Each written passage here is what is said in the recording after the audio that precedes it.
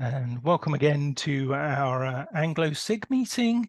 And it gives me great pleasure to introduce our speaker, Joel Levy, who you can tell from his accent was born and bred in South Africa. He's a dentist. He's made Aliyah to Israel, obviously, and moved to London, UK as well. But despite the dentistry, his real passion is genealogy, and he has roots in Lithuania, Poland, Wales and England. He used to be the vice chair of the society when I joined, certainly, and has given many talks to the JGSGB, including at the most recent IAJGS conference. So with that, I'll hand over to Joel Levy, who's speaking on My Family Treasure, Gems from Newspapers and Other Sources. Over to you, Joel. Thank you, Lee. Can you hear me? Yes. Okay. Hello, everyone, from those who are in the UK and from anywhere else in the world. Just from the outset, let me tell you that this talk is not going to discuss methodology. I am rather going to show you a whole bunch of interesting finds from newspapers from around the world primarily. I'm also going to show you some things I found in archives, and also I'm going to discuss a little bit of some interesting stuff I found in a family Bible. I've got a lot of stuff to get through, so I'm going to do it as quick as I can. I am going to take you all on a roller coaster ride, showing you my family treasures, gems from newspapers and other sources. So buckle up tight. Here we go. So as Lee said, here I am. I was born and bred in South Africa, and after graduating as a dentist, I made Aliyah, lived in Israel, and I've now lived in the UK for over 35 years.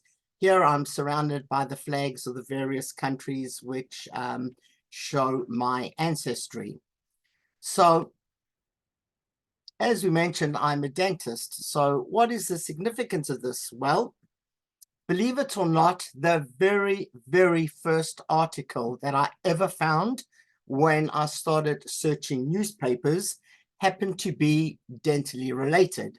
And the first newspapers I had the opportunity of researching were the newspapers from Syracuse, upstate New York. And I was searching my mother's Govendo family. And the very first article I came across refers to Aaron Govendo, who happened to be in 1922 sitting on his porch, and some random person for some unknown reason came up to him and punched him in the face and knocked out his front teeth. Well, would you believe that the very next article I found was also dentally related, and this refers to his sister-in-law, Sadie Govendo. And in 1928, she was suing a bakery for $3,000 as she was busy eating a piece of their bread, which happened to have a little metal something stuck in it, and it lacerated her gums, caused a massive infection, and she lost some teeth. So she was suing the bakery for $3,000. Well, all's well that ends well, because as you can see, she lived to the ripe old age of 84. So that $3,000 went to a good cause, and she had quite a long life. Keeping with the Govendo family of Syracuse, I draw your attention to the 1910 US Census. And you can see I've highlighted here a little Aaron Govendo's youngest child, David Govendo. And in 1910, he was 3 months old. And when you look at the next census of 1920 and there onwards, David doesn't appear. So I thought, this is very strange. What happened to David? And unfortunately, when I started to search the newspapers, I found a most horrific story, what happened to little David, who went by the nickname of Gussie Govendo. And here in all its glory is the horrific story of what happened to him. He basically was involved in 2 hit-and-run accidents within days of one another. Without having found this article online, I would never have known what happened to him. And here, of course, we've got a little photograph of him as well.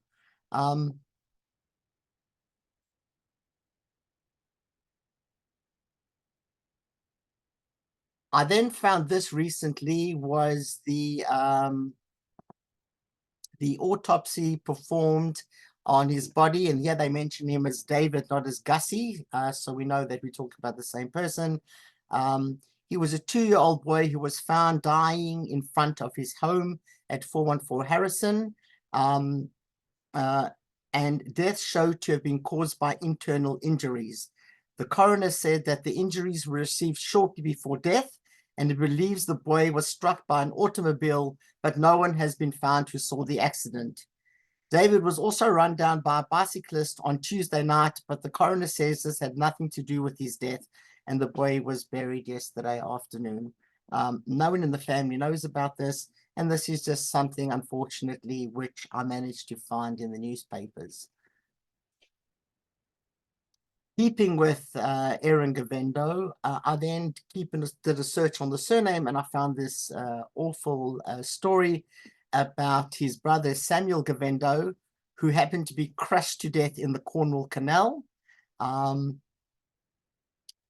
And again, why I highlight why the newspaper is a very useful source of information, because this Samuel arrived in the US between the censuses of 1910 and 1920, and although he doesn't appear in any other record, and the only reason they were able to identify him is when they retrieved the body, they found letters between him and his brother Aaron Gavendo in Syracuse, and so were able to identify his body.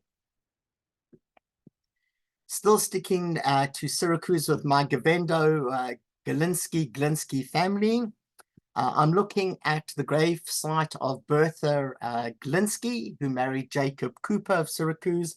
And here I noticed she died at the age of 47.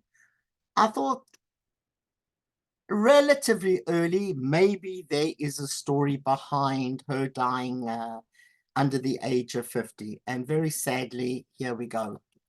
Here we find the most horrific story. It tells you in 1910, she was in an open carriage with some of her family members, and they were going along this road, and an automobile, which probably wasn't all that common in those days, drove past. It spooked the horses, which then bolted, and the carriage then got flung against these telephone poles. She was killed outright. And had a terrible death. Fortunately, the rest of the family members in the carriage survived. No one in the family knew about the story, but here we've got the story. So unfortunately, my hunch that something was not right concerning her early death proved to be true. And again, here from the newspaper, we happen to have a photograph of her. So let's go to something more pleasant. We crossed the pond and we're now in Cardiff in Wales. And this is the gravestone of my earliest ancestor in the United Kingdom.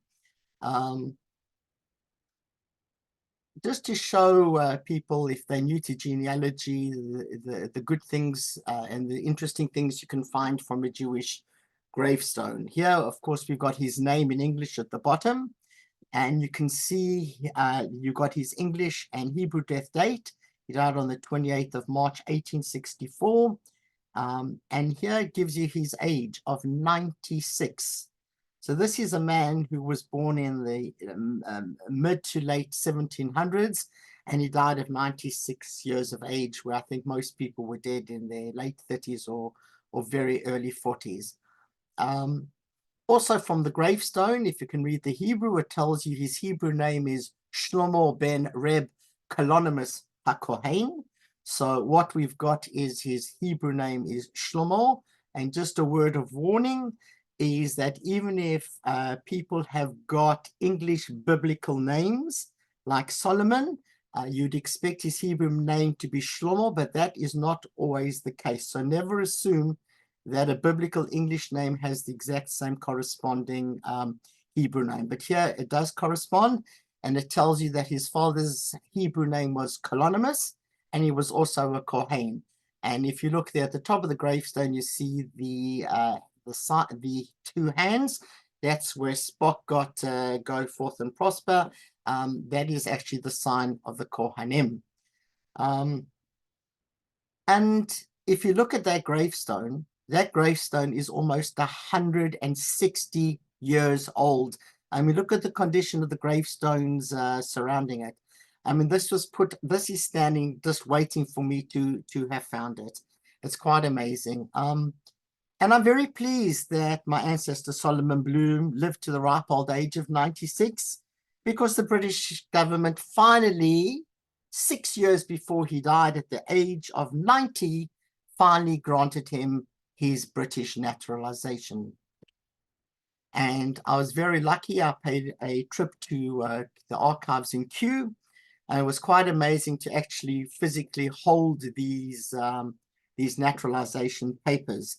And I suppose for the Americans and the British people, it's always hit and miss what you're going to find in naturalization papers. Sometimes you have very sparse information, and sometimes you can hit the jackpot. And I did hit the jackpot. So the most important things that I did find here, and I'll highlight some of them, is it tells you that he was born in Wlodawa in Russian Poland. So instead of just getting what it will say on the census that he was from Poland or Russian Poland or Russia, I've got the exact shtetl. And it tells you that he was in Merthyr Tydfil. He was a clothier and also a pawnbroker in Merthyr Tydfil and in Bryn Mawr. And most significantly, it tells me that he arrived and settled in Wales in and around 1823, which is extremely early. It's not the normal immigration period, and it certainly wouldn't be in your first port of call, but I'm still trying to work out how and why he landed up there. It also tells me here, sorry, I just have to move something on my screen. It also tells me here that he was married while in Poland and his wife was still alive, which is very useful information. It means that I don't have to waste time trying to find a marriage certificate in the United Kingdom. And he mentions that he has 5 children, all born in Merthyr Tydfil. Well, this is a part that he lied, because he actually had 6 children, and the eldest child was a daughter, and she happened to come with him to Wales. And I suppose he just wanted to impress the authorities while applying for his naturalization, not to mention his foreign-born child, just to make out that all his children were actually born in the country. So we don't have any official documentation other than what he reports at the age of 90 on his naturalization paper. But again, let's look at the newspapers. And I'm pleased to say that the Welsh newspapers, unlike the English newspapers, are free to search and download online. And here we see that at least as early as October 1827, Jonah Davies is before the judge for breaking into the shop of Solomon Bloom at Merthyr and stealing therefrom silver articles and jewelry, and he was sentenced to 7 years transportation. So you have to look at it. He said he came around about 1823. Well, that's in my opinion is almost hearsay. There's nothing to prove anything. But a report of someone in the newspaper stealing from him in 1827 is, to me, a more credible piece of evidence that he was there. And if you think if he was an immigrant and he needed some time to set up business, by arriving around in the earlier 1820s kind of sounds okay to me. And again, in 1834, John Price was fined 2 and 6 and costs for an indecent trespass on the premises of Solomon Bloom. So at least the newspapers put him in the area in the 1820s and early 1830s. So I'm not going to discuss my family tree, but just to show you here, this is Solomon Bloom, and these are his 6 children. Here, his eldest daughter, Anne, also went as Hannah Deborah, and I am going to mention her. I descend from Abraham, who was born in Wales, and then Isaac, Jacob, Sophia, and Maria, and I'm going to talk about some of those children as well.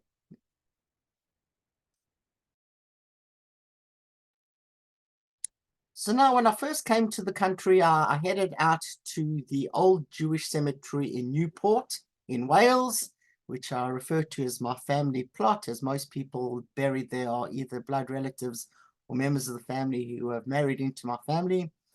And here I found the gravestone of Barnett Lionel Bloom. He happens to be the brother of my great-great-grandfather. And he died in 1893. Again, quite good nick, such an old gravestone.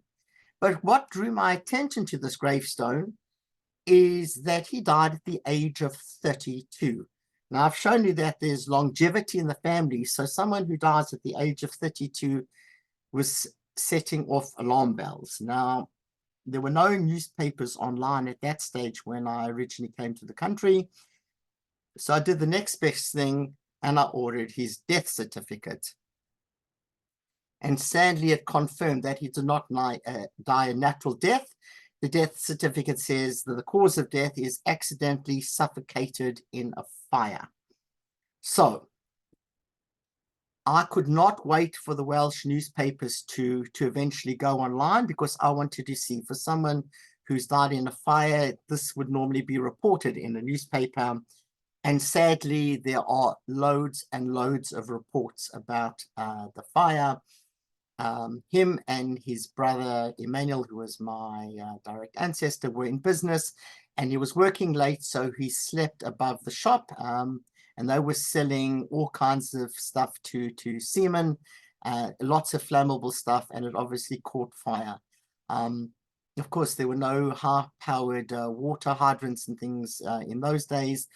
But the most tragic thing about reading this is reading that when they finally got into the premises, they actually found his body near the door, considerably burnt, which means he was almost out of the building when he would have been overcome by the fumes, and then he would have suffocated and then burned to death. Really, really horrific. And then at the bottom, just draw your attention to this, which I found just the terminology used about us Jews in those days is, it said the coroner's jury viewed the body on Saturday night and the corpse was interred in accordance with the rites of the Jewish church. I wouldn't put the Jewish and the church next to one another, but that's just the way that it was described. And just a warning to all you people here about my family, and well, just remember this is the first of a couple of these things I'm going to show you. Is I told you that Barnett, who died in the fire, and his brother Emmanuel were in business together. Well, there's this lovely report in 1886. Basically, there was some disturbance outside their shop, which obviously was affecting their business and trade. I don't exactly know. There was a whole how'd you do there, and a policeman arrived, and one thing led to the other, and the 2 boys beat up the policeman. So there we go. Don't mess with my family. The next one happens to be one of the older sisters of those 2 brothers, and her name was Sissy Bloom, and she married someone called Lazarus Frank. And I show you this slide because I want to illustrate what happens when one makes assumptions, which I did very on in my research. So if one looks at this grave in stone in the Cardiff cemetery, here it mentions, in loving memory of Sissy, dearly beloved wife of Lazarus Frank, and she died at the age of 38 years old.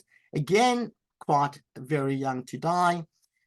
But as you can see, what assumption did I make? It said, dearly beloved wife of Lazarus Frank.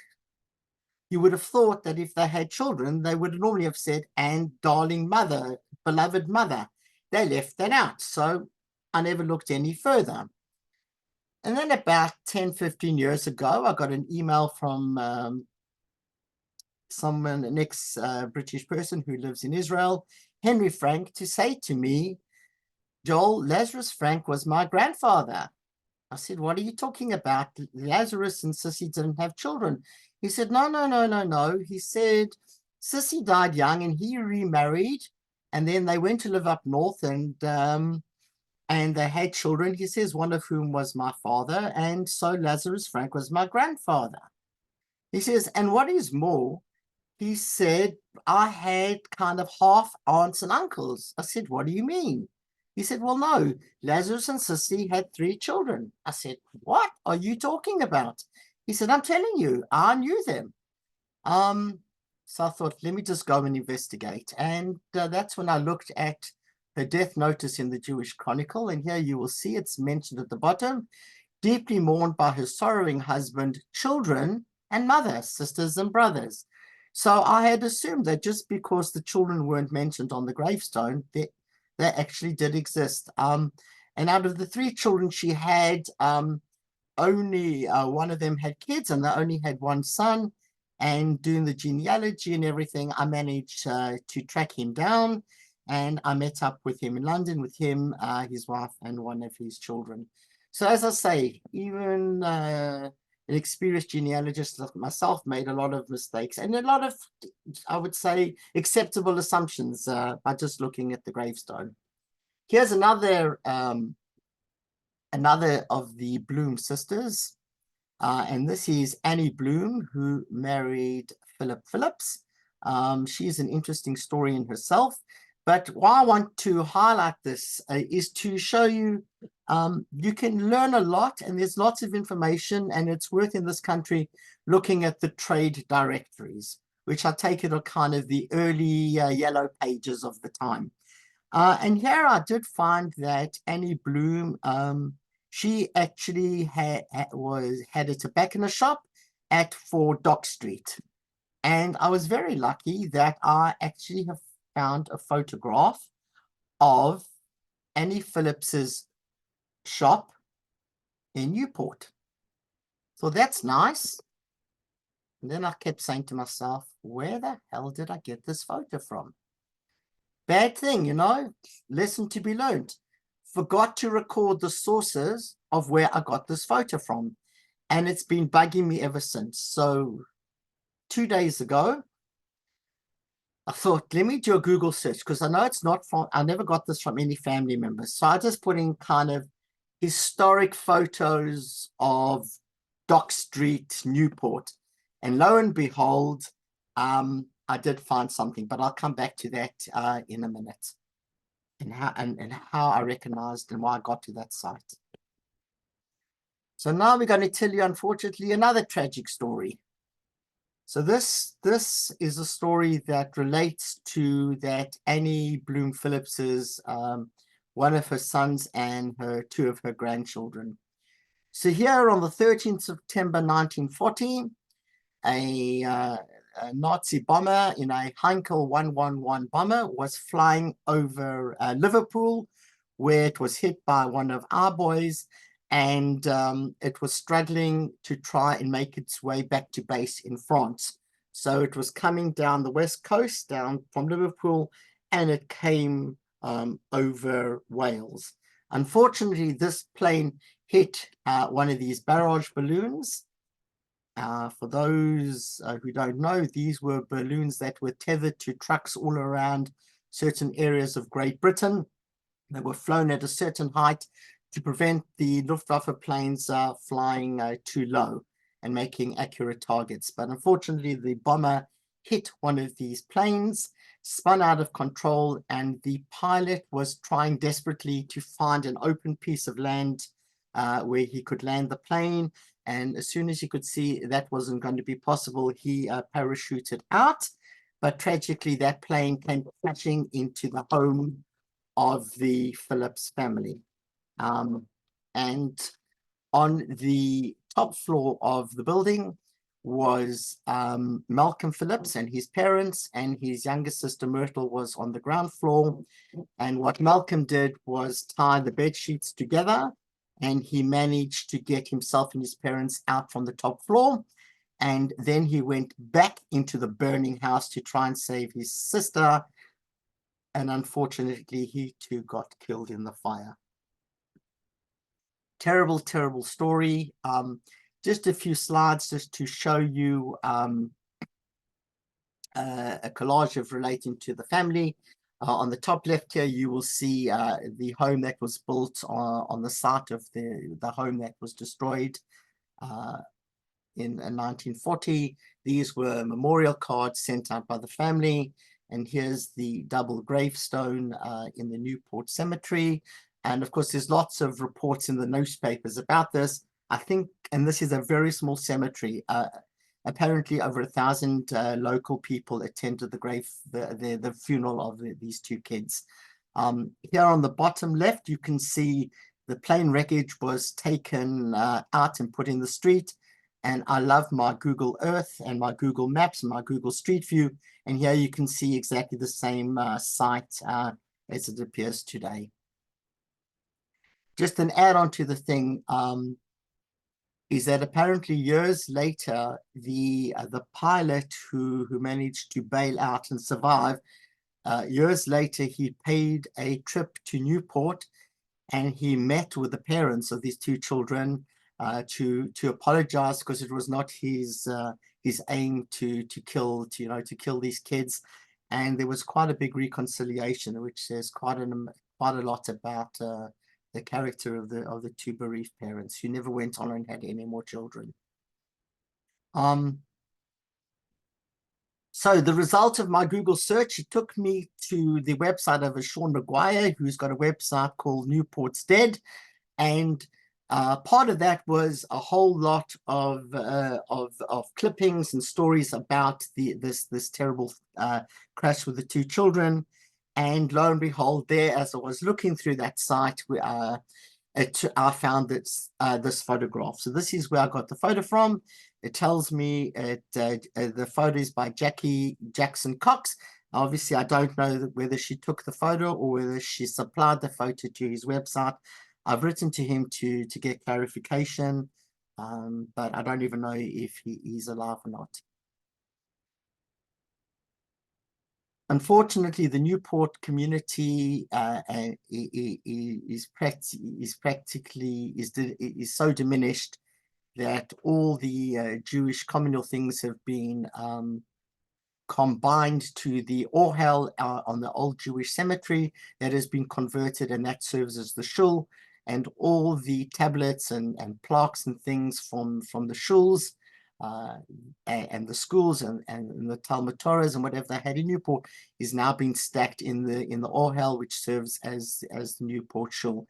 And I took photos of these memorial tablets. Here you see this was a memorial tablet set to the memory of Myrtle, who was age 14, and Malcolm, who was 17, who died attempting to save her. And this was put up by the Newport Hebrew classes. And then on the left side happens to be a memorial tablet put up for their grandmother, that beautiful woman I showed you earlier. And it was put up to perpetuate the memory of Mrs. Annie Phillips, who died at San Francisco, and it gives her a date in 1929, which was very useful, which meant that I didn't have to go looking for her gravestone in the UK. She was buried in San Francisco, and there is a date. And I bring up this thing about the memorial tablets and plaques, because Jewish Gen has now got quite a substantial database, mainly American-centric, of memorials and plaque databases. So it starts worth looking at those things, because there's lots of interesting information. And of course, because I had a place and a date, I was able to find her gravestone. Here's a beautiful picture of her. I refer to her as our Queen Mum. And here we see in loving memory of Annie Phillips of Newport Mon. So all the data agrees with one another, and I've definitely got the correct gravestone. So now something a little bit more fun.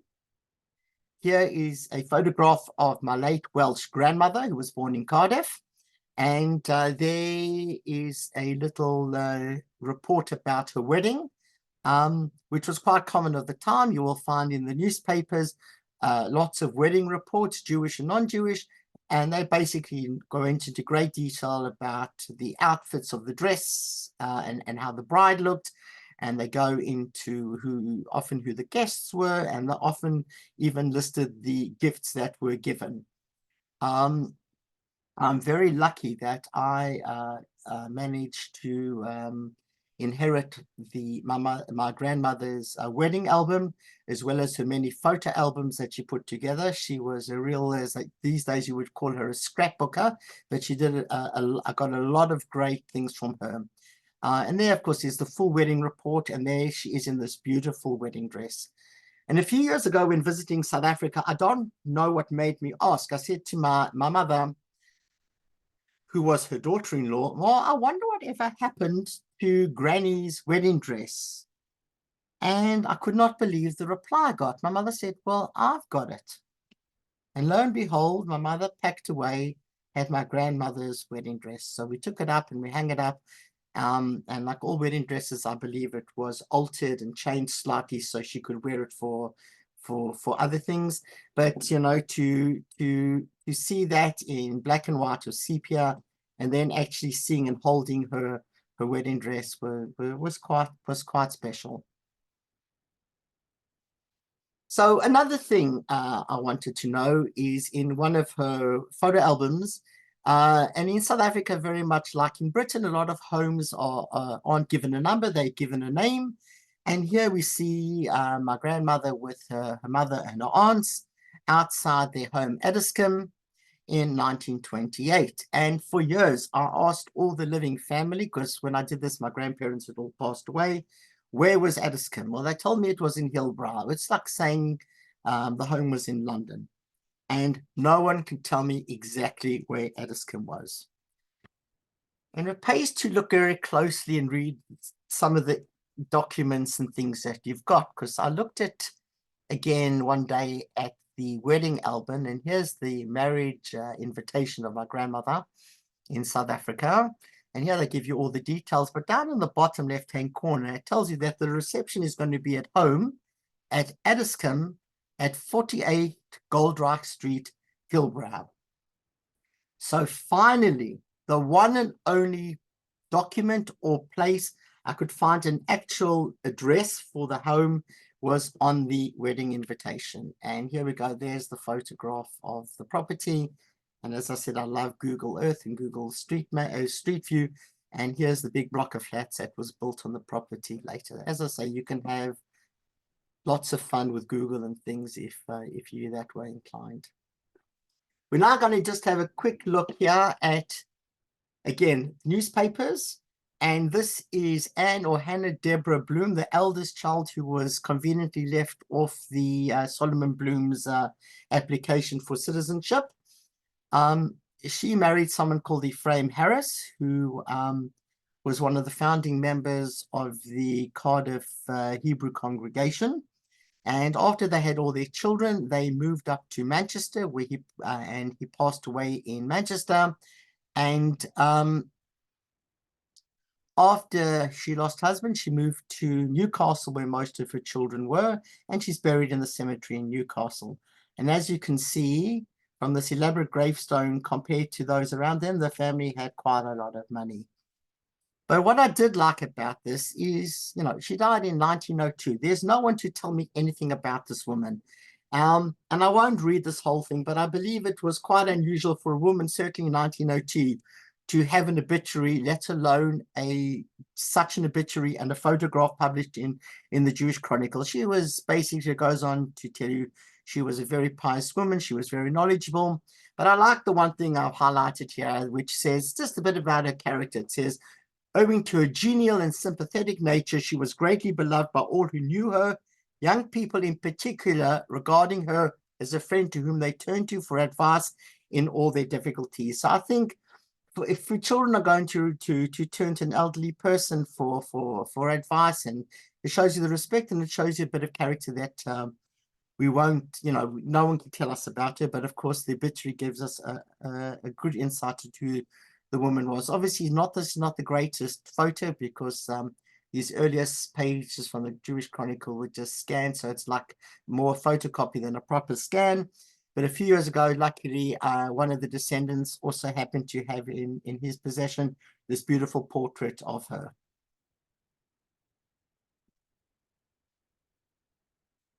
now again, you've got to see, it's worth trying to, you know, some people just do their direct ancestral lines, and I, if you can see, have done the entire family, all the children, all the cousins, etc., etc. So this is the gravestone of Hannah Deborah's eldest daughter called Sissy Hinder. She married someone called Davis, and she's buried in the cemetery in Sunderland. And that's pretty much all I had about her. And I got in contact with someone who was descended from her to get in touch. And then in 2012, this is about 5 to 8 years after I contacted this person who said, yes, delighted to hear from you, she'll get back in touch. And then it took about 8 years and she got back in touch. And the reason she got back in touch with me is she said that she had just had lunch with one of her mother's elderly relatives who was 92, who wanted to know all about the family. And so she put me in touch with them. Her name was Anne Freeborn, and we had a wonderful reunion. She subsequently passed away, but we had a great reunion. And as I was sitting in her kitchen having a nice cup of tea before all the family arrived, I just happened to glance up on the fridge. And I said, well, who's that woman? Oh, she said, that's my grandmother, Sissy Hinder. So had we not had tea in her kitchen, I would never have had a photograph of Sissy Hinder, just a gravestone photo. And if you love to work in Photoshop, here you can see, in Photoshop, you can improve the photo somewhat. And there we got together. And for those of you who might recognize this person, she is a famous British celebrity chef, Rosemary Schrager. And so we all got together at the reunion in 2015. So we've spoken about Hannah Deborah, and then we've discussed some of Abraham's family. His brother Isaac is buried next to him. But Jacob Bloom disappeared. And for years I looked, what happened to Jacob Bloom? Well, a very good thing to do in those who haven't done this yet, I advise you to register your family surnames and towns and countries they came from on the Jewish Gen Family Finder, because you never know what's going to come up. And this was maybe 15, 20 years ago. I suddenly noticed that there was someone called Lionel Clee who lives in New Zealand who was searching Bloom family in Merthyr Tydfil. I mean, I had registered mine years and years before. Why he never got hold of me, I don't know. But so I didn't hold the Borges, and I sent him a message. And I said to him, you know, Lionel, there were 2 Bloom families in Merthyr, my line who arrived in the very early 1820s, and another Bloom family who arrived in the 1880s, but they are not related to my Blooms. And he replied and said, I'm actually descended from the first Blooms who arrived in the 1820s. And he says to me, I am descended from Jacob Bloom. Okay.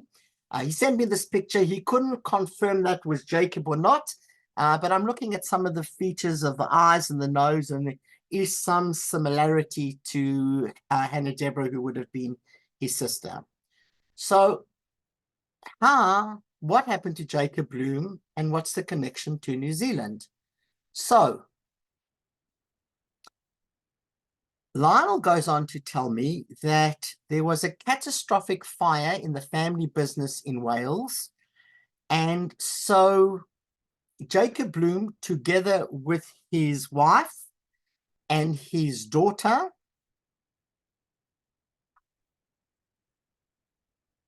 and one of his wife's nieces, headed out to New Zealand. And here you can see, this is the most beautiful photo that he sent me of his daughter, Laura, with the 5 children that she subsequently had. And he went on to tell me that Laura was quite famous. She had a dance studio and a costume hire business. And she was known as Madame Foley. Quite an elegant lady, and there's quite a lot written about her in the New Zealand newspapers. But while she had the dance studio on the ground floor, above her building, her father, Jacob Bloom, ran a boxing a school of boxing. And not only was it just a normal run-of-the-school boxing, he was so famous, Jacob Bloom, he was actually known as the Professor of Boxing in New Zealand, and he was referred to as Professor Bloom. So, are these Bobber Mices? Are these old wives' tales? Is there any records? Is there anything to see if these stories are true? Well, looking again at the Welsh newspapers in 1878, yes, there was a catastrophic fire in Jacob Bloom's business in Tredegar, and he indeed did leave because of a fire. And was he called Professor Bloom? Well, yes, in 1884, you're looking, he had gone to New Zealand, and here's an advert in the newspapers, you know, advertising for his school of boxing. So the stories are true. And then when you look at his obituary in 1918, again, it refers to him as Professor Bloom, and it also tells you that he originally came from Wales. It tells you what ship he came from, etc., etc. So this time, the family stories actually are backed up by evidence in newspapers. Let's look at the other sibling, Isaac Bloom. Well, not everyone was so kosher. I found here an article in 1865 that he's before the judge. Isaac Bloom, the pawnbroker of Blaenavon, is summoned to shew cause why he should not contribute towards the support of the illegitimate child of Mary Ann Morgan, a servant in his employ, and he was ordered to pay 2 6 a week. So, interesting, you get this in all families. I found nothing more. I have not found anything else about it. Mary Ann Morgan is a very, very common name. And Morgan is like Smith in Wales. So just trying to find any child born around about that time, it just, you know, unless you get every birth certificate, which goes into the hundreds with the surname of Morgan, there are no Blooms. So the child would have been, I suppose, registered under her name. I haven't found any more, but if that child survived and went on to have any children and they does DNA testing, we may find a whole branch of our family. And then let's look at the last child, Maria Bloom. So Maria Bloom married someone called Simon Harris, and they moved after having lots of children. They moved to Newcastle, and after her husband Simon died in 1902, I could not find her. And I won't go into the long story how I did actually find her, but it turns out that after her husband died in 1902, she and about 12 children then moved to Dublin. And the reason I couldn't find them is that they were probably up to no good, and that's another story, is that some of them changed the name from Harris to Ayres and also to Aries, and they keep changing back and forth between the three names. But with the help of Stuart Rosenblatt, who is the expert on Welsh-Irish jury, we managed to track down the family, and I found living relatives who are no longer Jewish, but they went to the Dolphins Barn Cemetery in Dublin, and they found the gravestone for me. So, what's interesting about the gravestone? Have I got the correct person? Well, here again, it says Maria Harris, the widow of the late Simon Harris, so at least the husband correlates. And then we look at the Hebrew. So she is Miriam Harris, Bat Reb Shlomo, and that was Solomon Bloom, and I was expecting it to say in Hebrew, but Shlomo HaKohen, but it doesn't say Shlomo HaKohen, it says, but Shlomo Bloom. It actually gives me a maiden name, which I have not seen on any other of my family gravestones. So here it confirms that her father was Solomon Bloom and her husband is Simon Harris. And here we can see originally the gravestones again of Solomon Bloom. And here's Simon Harris buried in the same cemetery as his sister-in-law, Hannah Deborah Harris. As you can see, quite a wealthy family. And here you can see he was the president of the Jewish congregation at Cardiff. So the two brothers-in-law, although they were both Harrises, but not related on the Harris side, were big muckers in the Cardiff shul. So now let's just talk this is now the second part of my talk here, and I'll go as quick as I can, is let's talk about Abraham Bloom, the first Bloom child born in Wales. And he married into the King family. He married Miriam King, and the parents were Moses King and Anne King. And she had two older brothers, David Wolf King, Isaac Lyons King, Barnett King, and Aaron King. So what I'm going to talk about here quickly is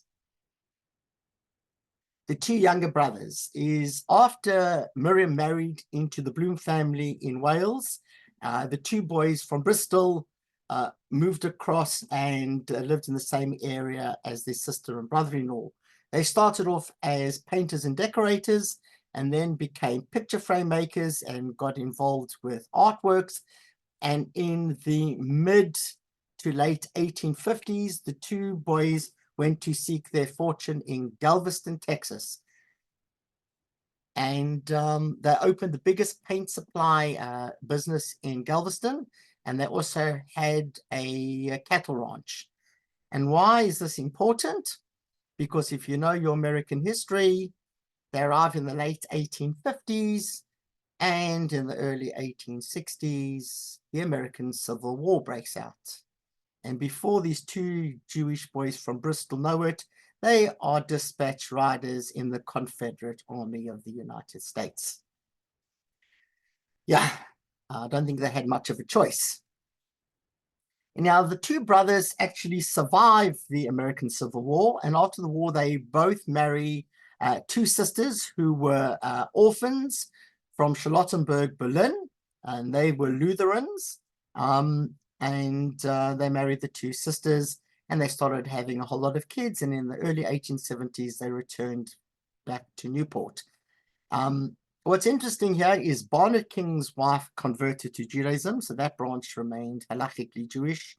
And Aaron King's wife did not convert to Judaism, but apparently he was still very involved in the Jewish community, especially when they came back to Newport. And apparently he taught his kids a lot about Judaism. And I was very lucky. I found this on Jewish Gen, was the marriage certificate in 1867 in Galveston, Texas, between Aaron King and Anna P., which is Anna Paulina Newman. It was quite amazing to actually find this marriage certificate. And here we can see Aaron King is buried in the old Jewish cemetery in Newport, being Jewish. And after he died in 1900, again, I couldn't find their 12 children, but it turns out that after he died, his wife Anna Paulina and their children emigrated to Canada. And this would explain why Anna Paulina King is buried in the Anglican cemetery in Winnipeg. And once I had discovered that, I made contact with living descendants in Canada. And one of them has got these magnificent portraits of Aaron and his wife, Anna Paulina. And as we know that as Aaron was a picture frame maker and could pretty much lay my money on the fact that Aaron probably is the one who framed these pictures. Now, we spoke about all tablets and commemorative things in shuls and cemeteries. So I photographed most of them in Newport, and I just happen to have this in my collection. This is a memorial plaque put up in memory of the Chief Rabbi Nathan Marcus Adler, who had died, and this was put up in 1890. And in the Jewish Standard, which I found, I think when I was searching the Jewish Chronicle Archives, looking under Aaron King, lo and behold, there's a whole story about the unveiling of the plaque in 1890. And at the bottom, I'll draw your attention to, it says, the tablet is of white marble with a black border and is inscribed in Hebrew and English, and it was designed by Mr. Aaron King. So you'd never know what you're going to find in newspapers, just a little tidbit that at least I can connect this plaque to a family member. And now the story about the Bible. Let's go back to the living descendants of Aaron King in Canada. And why this Bible proved to be so useful. As we can see, Moses King and Anne King are buried in the Newport Cemetery. And as you can see, the writing is so worn away, I'm unable to read the names of the parents of Moses King or his wife Anne's father. So I was unable to take the family tree back one generation, unlike I could do with his Mechutin Solomon Bloom. I could know that his father was colonymous. So when I made contact with the family in Canada, they had this Holy Bible,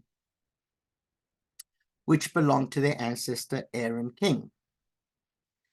And I told you that Aaron King's wife did not convert, but he was still very involved and loved his Judaism.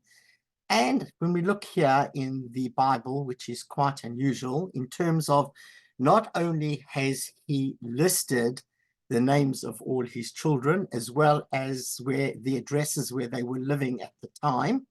As you can see, some are in Galveston and some are back in Newport, and there's some in Cardiff. But he's also written their English birth dates as well as their Hebrew birth dates. You know, very unusual for someone who's married out to go and still do all the, to still be doing this. And you can see the beautiful script, being a picture frame maker and a sign writer. So the children's birth dates are noted in English as well as unusually in Hebrew. And if you look on the left-hand side, some of them he's even given them Hebrew names, which was quite unusual. I just draw your attention here to Ada Paulina, and I've highlighted they were living at the Rum Punch and Pub in Newport. And here, if we look in the newspapers in 1874, there happens to be an article where a Thomas Brown was charged with creating a disturbance at the Rum Punch and Pub and assaulting the landlords, who were Barnett and Aaron King. So here we can again tie up newspaper things with things that are in this family Bible. But what was the most exciting thing and the most useful thing that I found in the Bible is when we look under deaths. When we look here at his noted the deaths of his parents, remember the gravestone of Moses and Anne King? I couldn't read the Hebrew and the parents' name. Well, he very kindly has told us that his mother, Anne King, her Hebrew name was Chaya Bat Michael. So we've got the name of her father that I couldn't read on the gravestone. And Moses King is Moshe ben Yitzchak Elimelech. And for those who can understand Hebrew, Elimelech, meaning God is my king, is when the family came to live in the UK, they took part of their name of Melech being king, and that's obviously where they would have taken up the king surname. So from a family Bible held in the hands of non-Jewish relatives across the way in Canada is the information which I cannot read on a gravestone in a Jewish cemetery in Newport. Quite incredible find. And there again, some more yeches and nachas to my family. We can see once they were back in town that there was a disturbance in 1876 in the Newport Cemetery. And here Aaron King and Myers Manoy are charged with assaulting Harris Cooper. So my family again are beating people up, this time not outside their business, but in the shul. I mean, wonderful news. The only thing I can say is Myers Manoy, I think, is related to our president emeritus. I won't mention his name and embarrass him, but he told me that was actually his cousin. So you get lots of things. So people, again, in the newspaper, in the first article, Aaron King is, he himself was beaten up. So that's why he's in the paper. But here he's back in the papers. He's now beating somebody else up. And in shul noch. Here's a beautiful picture of Barnett King. And Barnett King, just to tell you, by the end of the First World War, he had lost, his first wife, Selma, who he married in Galveston, she passed away after having about 10 kids. He remarried a local Welsh woman, and she also converted. And both the wives are buried in the Jewish cemetery in Newport, but I could never find him. And the reason is that after he'd lost both wives, and 2 sons in the First World War, as well as a grandson in the First World War, he went to live with one of his daughters who had moved to South Bend, Indiana. And then this came up in Jewish Gen, just to know that all American veterans, no matter which war they fought in, are entitled to apply for a special veteran headstone. And this application for the headstone was the way that I actually found out where he was buried. And look at the information here. It tells you his name. It tells you that he was a private in Cook's Company, and the Cook's Regiment Company C in the 1st Texas Heavy Artillery Confederate Army. It tells me exactly which cemetery he's buried in and where. And it tells me that the headstone is going to be shipped to Fred Marks in South Bend, Indiana, and his street address. And I know Fred Marks happened to be the son-in-law that was married to his daughter that he went to live out his final days with. So a lot just from this application of a headstone. And then this is what on the left-hand side, you can see the veteran headstone, and there is Barnett King. And once I had the information, I put the information on Find a Grave, and somebody very kindly went and photographed the gravestone. And on the right-hand side, there's one of my Govendo families, and this is to show you what the modern American veteran gravestones look like. And I'll show this to you because I'm going to show you the British equivalent in a minute. And again, why are newspapers useful? Well, here we go. In 1924, when Barnett died, he had his obituary in the newspaper. It also told you that he also had 19 children. I haven't found all 19. But what was very useful is I told you they were all born pre-civil registration, pre-1837. So I never had any birth dates. But in the obituary, it tells you he was born in England on the 13th of February, 1833. So nowhere in Britain am I going to find any reference to his exact birth date. But here in his obituary in South Bend, we happen to have his exact birth date noted.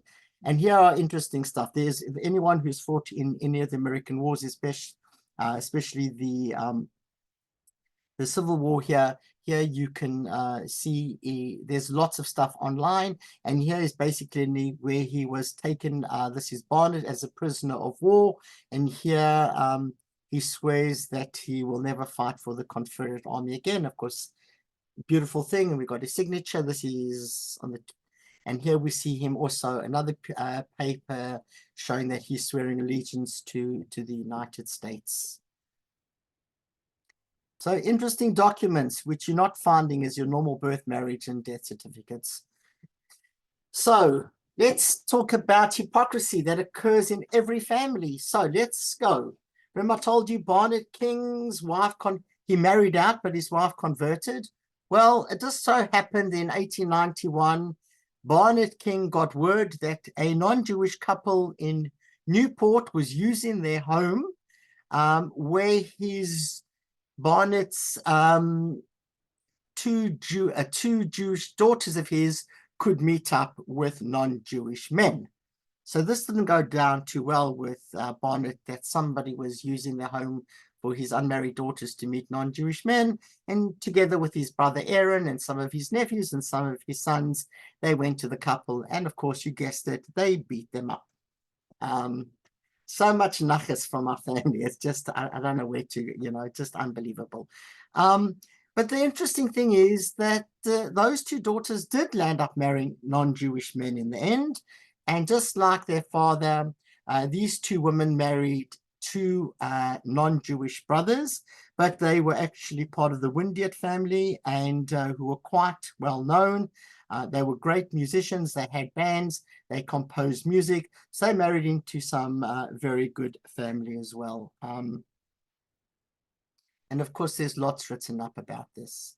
And just to show you here, this is one of the Windiat sons of one of the grandchild of Barnett who died in the First World War. And sorry.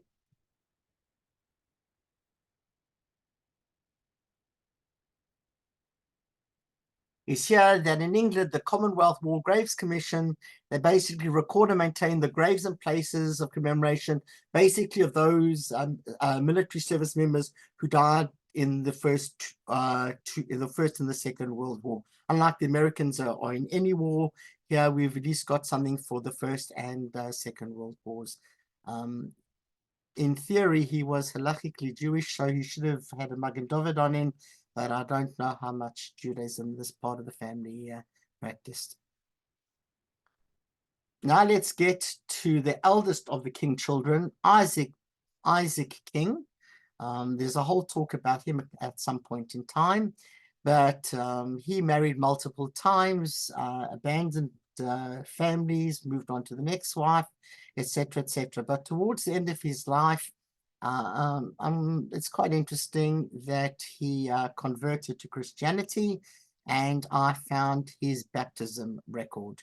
And the useful thing from the baptism record is here he claims his date of birth is the 13th of February 1824. So here is another birth date for someone who was born in Poland. This is what he claims on his baptism certificate. And now lastly, if you mind what you find, you shouldn't look, as we are told. Let's look about Moses King. So the first time the family appears in British records is the 1841 census, and here we find Anne King with David, Isaac, Mary, Barnett, and Aaron. 10 years later, in 1851, she is the keeper of a lodging house in Bristol, and she claims that she is a widow. But good news, 8 years later, I'm pleased to say that her husband Moses has made a dramatic recovery from the dead. And in 1859, the two of them, they are in, I've highlighted the wrong thing here, but they're like in their 70s and 80s. The two of them are off to America. And as we know, they're off to Galveston to see their two sons who are in Galveston, Texas. So they arrived there in 1859. Of course, what we know now is they too were caught up in the American Civil War. But they survived. And there they go. You know, they say he's 59 and 54, but they were actually much older than that. So, what's the story with Moses coming alive again? So, while Googling and going through lots of things on Ancestry on Moses King, I happened to come across this one day. There's a Moses King who is convicted. He's in the Australian Convict Transportation Register. He was convicted on 1837 and was then sent out to Van Diemen's Land, Tasmania in 1839. And he was convicted in Somerset. So now we're looking at Somerset, Bristol. Maybe this could be my Moses King. And just for you who don't know, is that after Britain lost the American colonies, didn't take too long for the British prisons to be overflowing with prisoners. They had nowhere to put them, and that's when they started sending the prisoners down to Australia.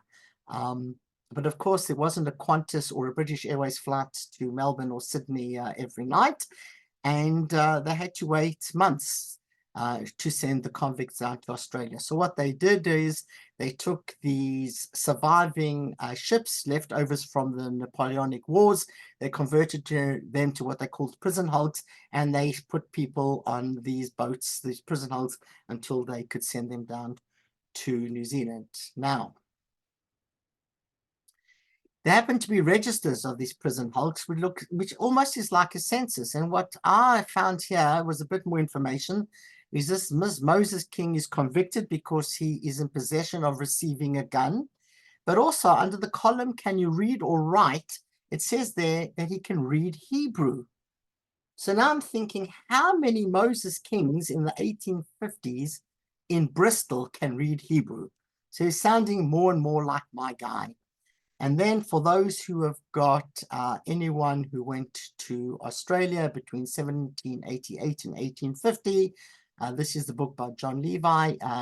These are the names. This is the absolute Bible of looking up Jews who went down to Australia in those names. And lo and behold, there's a whole article about Moses King. It gives you a whole description about what he looked like. But if you look down there, it says there, he had a wife, Anne, and 5 children in Bristol. So this, I know for sure, was Moses King. And there's lots about him. Just to let you know, he got 14 years transportation. And just before he was offense, by the way, so possession of stolen goods. And just before he was released, he was caught again for the same thing, being offense, possession of stolen goods. And he got another 14 years. So he was there for nearly 30 years. And one interesting thing I found here, it said that he applied to be the shamus, which is a sexton in the synagogue in 1845. And surprisingly enough, he got nil point, he got no votes. But I thought, you know what, let me write to the shul in Hobart, which is still standing, and let me see if they've got anything. And what they did have and the rabbi there very kindly took a photo for me, is the actual page from the minute book. And here you can see exactly the minutes of the vote for Shamas. And I'm pleased to see, if you look at it, will show you Moses King got 0 points. But if you look down at the bottom, it looks like Mark Franklin also got no points. So I feel better that he wasn't the only one.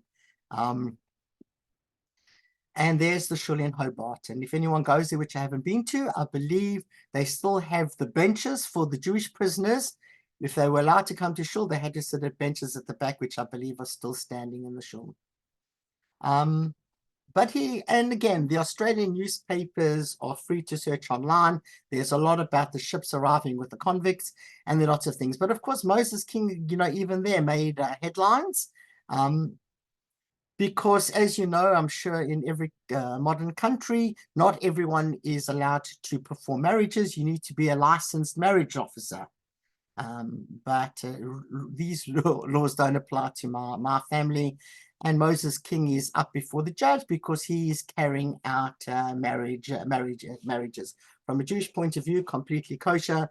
From the local Australian, Tasmanian officials, this is not on. So the newspapers, you find lots of interesting things.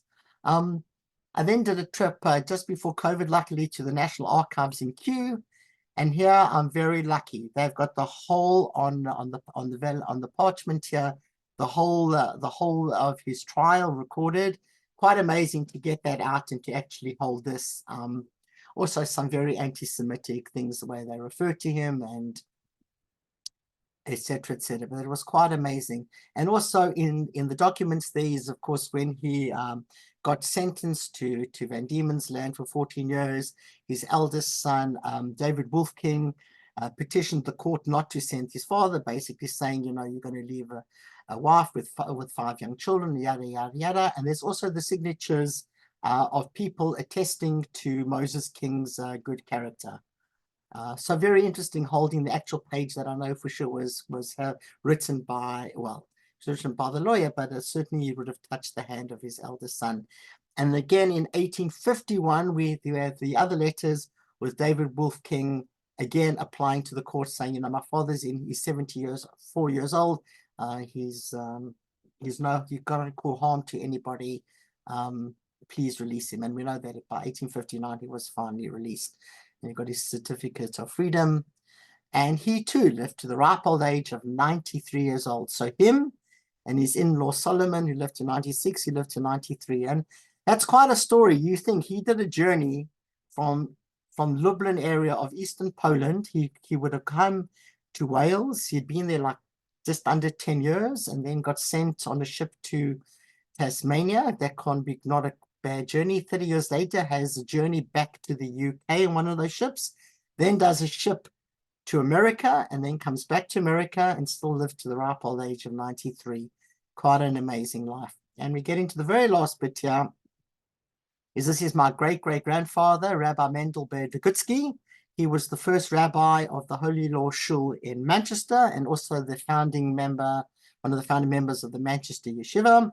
Here's his beautiful gravestone in the Urmston Cemetery in Manchester.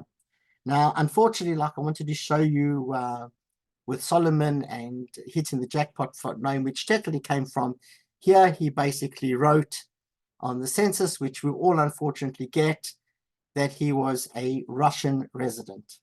And I could find nothing about where he was born. But when I was in South Africa years ago, I just happened to put in the unusual family names I've got, and lo and behold, up came Rabbi Degutsky. I had no idea that in 1896, and Johannesburg had just got started. Arlene can probably tell me, I can't remember when Joburg officially got going, but it wasn't long before that. There was a shul, there were shuls there, and he went there, and Barney Bernata actually came from the same shtetl as him. So I just wonder if oh no, sorry, it's Solly Marks. I think it was Solly Marks came from the same area as him. But anyhow, what I found here is, unlike Moses King, once he got to South Africa in 1896 as being a rabbi, he applied to the authorities to be an official officially, he could carry out marriage ceremonies. And in this whole thing, in the archives, is all about Rabbi Degutski. We've even got testimonials from the rabbis of Vilna, the rabbis of Manchester, and most importantly, what I found is it tells you that he was born Geboren in Tavrig. So he was born in Tavrig, which is in Lithuania. So nothing in the UK where he spent most of his life is there any record of where he's from, but sitting in the Pretoria archives, miles away from anything, because he applied to be a licensed marriage officer. We've got this document which gives us his exact date of birth. And then the final thing is just hot off the press, and tell you why archives are very useful, is I received this from one of our vice presidents, Errol Gross, who's in Manchester. Errol this week kindly went off to the Manchester archives, and he was able to photograph this photo that one of the Degutski family members had deposited in the archives. Unfortunately, it's not a great photo, but it's better than nothing.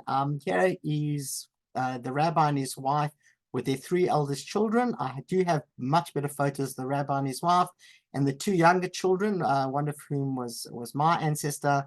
The 2 youngest boys I have got great photos with. So although the 2 girls' faces aren't great, at least we've got some kind of image of their eldest son. And so I thank Errol, and just again showing you how useful it is to go to your local archives. Not everything you can view online. And I suppose with all these finds, you just must be wondering, did yours truly make it into the newspapers? Well, yes, I did. Here, my late uncle took a photo of me that was in the newspapers in Johannesburg. So I'm happy I too made it into the local press. And I leave you with this thought.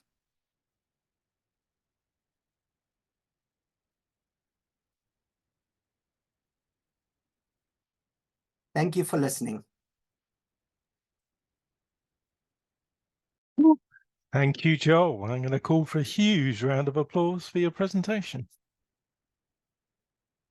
Sorry it was so long, guys, but I wanted to share some of the things I had. Thank you. Okay, I think we'll go straight into some questions if you've got any voice left, Joel. Is that okay? There are 1 or 2 in the chat, and they're kind of similar to the ones that were brewing in my mind, but could you just state which sites you use to get your various newspaper articles? I guess there was some in Wales. I think I know the answer for the Australian ones, but there's a question from Penny in Boston asking about, what's the equivalent of newspapers.com, or maybe you did actually use that, because I know there are some British papers in that.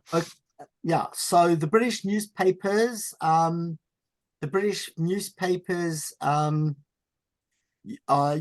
are online, and you have to pay for those. You have to, you need a subscription, or I think you can get some units and just see 1 or 2. The Welsh newspapers are free online. The Australian and New Zealand newspapers are online. But America, you've got newspapers.com. And then I was very lucky for Syracuse. One of the family members there especially took out a subscription, because they get one of the newspapers anyhow. And they took out a subscription for a year, and I was able to access the archives. There is another one. So what actually are the websites, say, for the Welsh ones that are free online? Okay, so I will have to look up. So if you bear with me for a minute. Okay. What I will do is, while you're doing the meeting, the rest of the meeting, I will go and try and pull up the thing, because I think I had the websites for the handout that I did for the conference. Yeah, so, I know. Levy, I think, sorry to interrupt, just a quick thing. I think Ancestry are linked with newspapers.com, so I think you can get a joint subscription correct. to both there. Correct. And I think the UK version is possibly linked with Find My Past. Correct. So, And the Jewish so rather content. than get separate subscriptions, if you already have either Ancestry or Find My Past, you can upgrade it and get the newspaper archive as well. Yeah.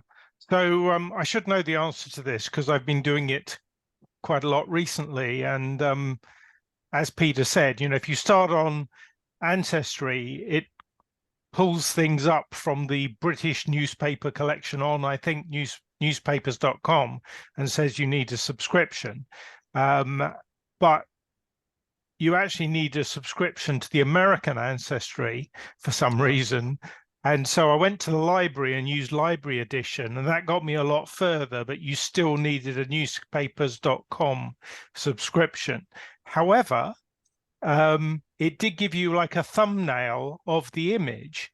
And then if you scroll down on those pages, Some Kind Souls have actually posted clippings, which apparently is okay. So you won't get a fully downloadable thing like a PDF at high resolution, but you'll get a low resolution snippet. But I've only managed to do that in a UK library. I also went to the National Archives to use Find My Past. And again, it's got something to do with newspapers.com. And I assumed because I was at the archives, I would just get them. But again, it looks like you had to buy a subscription, but I didn't know how I would link it to my whatever account I was using at the National Archives. So I got a bit scared and didn't buy it, but there must be a way. But usually if you get your wallet out, you will, everything will come to you.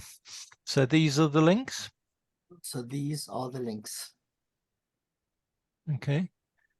So UK is the same as Wales, is it? Or, No. Oh, no. England and Wales links. Got it. Right. I see, like the Gazette and For those doing history in New York, the FultonHistory.com got some great articles if you've got family in the New York area. right. And the big one in Australia, of course, is Trove, that I think many of us have heard about. I've never really had much reason to use it personally, but I hear it's wonderful. Yeah. Yep. Okay. I'll leave that up, Lee. I don't know if it's possible to copy and paste it into the chat or something like that, but oops, someone's waiting. Hold on, I'll just try and see. Hold on. Yeah, that's probably the easiest thing. And then if you stop sharing, we'll be able to see each other. But there, that's it. Okay, so hopefully that answered your question, Penny, but I'm happy to take any questions from anyone else. Do feel free to raise your little electronic hand, or like Gina here, wave your physical hand and I will see you. Gina, do you want to start us off? If you could unmute.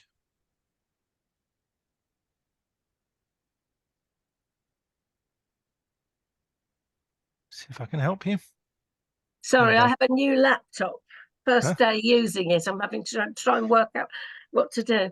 I just put something in the chat column. I use a site called Gale Primary Sources for newspapers. I think it comes to the City of London. I can get British Library newspapers, Financial Times Historical Archive, 17th and 18th century Burney newspapers collection. Yeah. Illustrated. Do you have to pay for that, Gina? Do you have to pay for that, or you just need a library card from? Just a library card. Times Digital Archive and the Illustrated London News. The library, and I believe the National Archives has a link in to the Times and the Sunday Times archive, which are pretty good. Yeah. Okay, thanks for that. So Gale, I think it's called. Yeah. City of London readers card needed. Okay, thank you, Gina. Okay. Any other questions? Feel free to raise your physical or little electronic hand. Barry? Oh, yes, you want... Well, I don't actually have a... Sorry, Gina wanted to say something more, I think. Yeah, it was about a different thing, about the Hobart Synagogue. Joel, I've got photos of the interior. I did go there. but I was mistaken. I put in the chat that I thought I might have photos of the benches, but maybe they just told us about them when I was there. But I've got lots of photographs of the plaques and everything else of the interior, if you're interested in seeing them. Thank you. Joel, did you put that list of I newspaper? tried to, but I don't know if it came out. I can't see it. I think the first one came out and then it stopped. Why not just send it to Lee and then Lee can circulate it? Yeah, I'll try one more time, guys. I'll try one more time. Okay. All right. While you're doing that, Barry, did you want to talk about your Barnett and Bloom families? Well, it's quite extraordinary, really, that I mean, I had no idea. Before the meeting started, we were talking with Joel about my family in South Africa, but now I see that there must have been a very close relationship between my Barnett family and his Bloom family, because my Barnett arrived in 1822, which was even before the Blooms, according to this article. They were also pawnbrokers, as were the Blooms. And this article that I have, and if Joel doesn't have it, I'll send him a copy of it. It actually says that, let's see, got to put my glasses back on. By the late 1840s, the numbers of, so up until now, the Jewish religious services may have been held either at Solomon Bloom's or Joseph Barnett's houses. That's quite extraordinary. And then it goes on to say that the first synagogue was at the rear of my great-great-great-great-grandfather, Joseph Barnett's pawn shop. So there's a lot of similarity between Joel's family story and mine. Plus, he had family in Dublin, and so did I back then. So I must get in touch with him because I think we've got some real crossovers here. Joel, do you have that article? It's by Carl Llewellyn. And okay, we'll speak afterwards, Barry. We'll get in touch. Yeah, Thank you. Thank you so much. Yeah. Wow. Very interesting. Okay. And just going back to the Hobart Synagogue, did you attend? We had a guy from Hobart talk to us. Did you attend that one, Joel? I did, and that's when I got the link to. Okay, so after that, you got those pieces. Very kindly, yeah, it was great. Yeah. Okay. All right. Cool. Okay. Any other questions for Joel? There was something in the chat I saw before from John Perlman about Rabbi Adler, I think. I'm fairly sure he was a fairly famous chief rabbi of the United Synagogue, and I visited his grave at Willesden Synagogue. I think it's Nathan and Marcus Adler were both chief rabbis. Yeah. Or is it Nathan Marcus? Maybe there's two of them anyway, but yeah. But I don't think they're related to your family so much as appearing in the same news story, right? Right, Joel? Yeah, I mean, yeah, he designed. I mean, Aaron King designed that plaque that they put up in the synagogue to commemorate the late chief rabbi. Mm-hmm. Okay, let me just have a look for lots of compliments in the chat. There's something from Arlene about Addiscombe. Do you still want to? Shall I mention that, Arlene? I just thought the architecture of Addiscombe seemed similar to the architecture of the house my grandparents were in Dawnfontein. Oh wow! So I just wondered if it could have been Dawnfontein. Oh, it's not. It's Hillbrow. It's Hillbrow. I told you. Was it definitely Hillbrow? Yeah, you saw that guy on the thing. I got the address of Goldreich Street. Which Oh, is I see. Oh, okay. Yeah. We might have another close family connection there. Yeah. It's amazing all on one Zoom, but okay. I don't see any more hands. I think we've catered for all the questions in the chat, so I'll just ask for another round of applause for Joel for answering our questions, and again for the talk. Thank you. Lots everyone. of compliments in the chat. And yeah, if you can send me the list of your websites, I'll send it out to all the registered attendees or and that way everyone will have them if they need it. Okay. All right. So it is now 3:30. We have two options. We can either take a break, come back and have a bit of a workshop, talk about Anglo Jewish genealogy not related to today's talk, or we can call it a day. So just by a show of hands, who is interested to come back and have a chat after a break? Don't see many hands. Oh, yeah, it's a Ray and a Joel and a Barry. Okay, maybe. All right, well, let's do that. Why don't we have, and Phil's hand is up as well. Why don't we have a 15-minute break? And for those that come back, you'll be most welcome. We'll have a brief chat about Anglo-Jewish genealogy. Enjoy your cup of tea. And for those that don't come back, thank you for coming to Joel's talk, and hope to see you on another JGSGB Zoom. But see you all in 15 minutes if you are coming back. Thanks, everyone. Enjoy your tea.